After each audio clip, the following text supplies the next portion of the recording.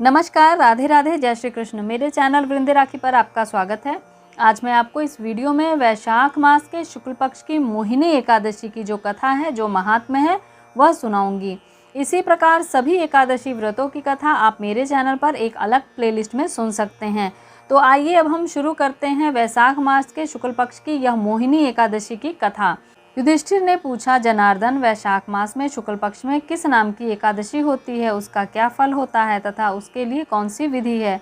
भगवान श्री कृष्ण बोले, महाराज, पूर्व काल में परम बुद्धिमान श्री रामचंद्र जी ने महर्षि वशिष्ठ से यही बात पूछी थी जिसे आज तुम मुझसे पूछ रहे हो। श्री राम ने कहा, भगवान, जो समस्त पापों का क्षय तथा सब प्रकार के दुखों का निवारण करने वाला व्रतों में उत्तम व्रत हो, उसे मैं सुनना चाहता हूँ।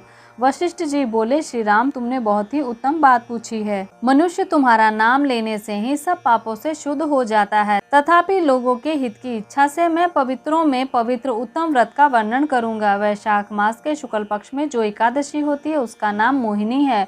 वह सब पापों को हरने वाली और उत्तम है। उस व्रत के प्रभाव से मनुष्य मोह जाल तथा पातक समूहों से छुटकारा पा जाता है।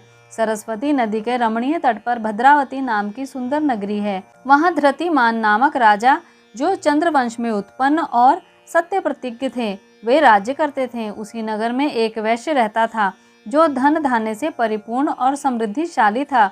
उसका नाम था धनपाल। वह सदा पुण्य कर्मों में ही लगा रहता था। दूसरों के लिए कुआं, मठ, बगीचा, पोखर और घर बनवाया करता था। भगवान श्री विष्णु की भक्ति में उसका हार्दिक अनुराग था।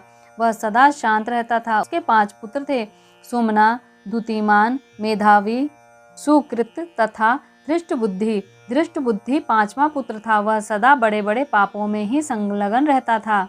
जुए आदि बुरे कर्मों में उसकी बड़ी ही आसक्ति थी। वह वेश्याओं के साथ मिलने के लिए ललायित रहता था।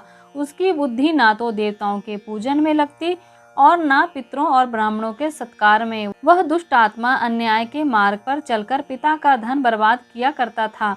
एक दिन वह वेश्या के गले में बांह डाले चौराहे पर घूमता देखा गया।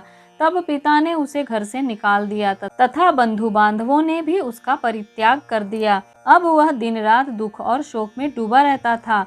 कष्ट पर कष्ट उठाता हुआ इधर उधर भटकने लगा। एक दिन किसी पुण्य के उदय होने से वह महर्षि कौंडिन्य के आश्रम पर जा पहुंचा। वैशाख का महीना था।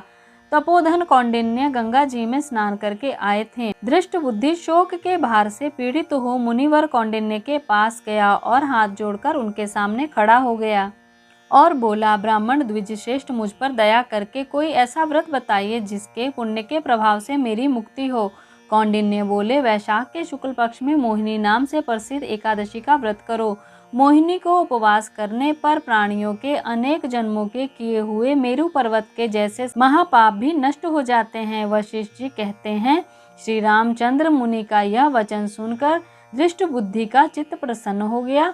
उसने कौंडिन्य के उपदेश से विधि पूर्वक मोहिनी एकादशी का व्रत किया। निर्श्रेष्ठ इस व्रत के करने से वह निष्पाप हो गया और दिव्य देह को धारण कर गरुड़ पर आरूढ़ हो सब प्रकार के उपद्रव से रहित हो श्री विष्णु धाम को चला गया। इस प्रकार यह मोहिनी का व्रत बहुत ही उत्तम है। इसके पढ़ने और सुनने से सहस्त्र गोदान का फल मिलता है। तो ये सुनी आपने वैशाख मास के शुक्ल पक्ष की जो मोहिनी एकादशी है उसकी कथा, यानी कि उसका जो महात्म्य है। तो ऐसी ही जानकारियों के लिए, व्रतों की कथाओं के लिए और बहुत सारे मंत्रों के बारे में मैं आपको बताती रहती हूँ। और किस मंत्र का क्या प्रभाव है, इसका कैसे जप करना चाहिए, और 108 बार मंत्र जप भी आप मेरे चैनल पर सुन सकते हैं। बहुत सारे उपायों को जान सकते हैं। तो ऐसी जानकारियों के लिए चैनल से जुड़े, चैनल को सब्सक्राइब करके बेल आइकन को भी प्रेस कर लें ताकि आने वाली हर वीडियो आप तक पहुंच सके। तो तब तक के लिए राधे राधे, जय श्री कृष्ण।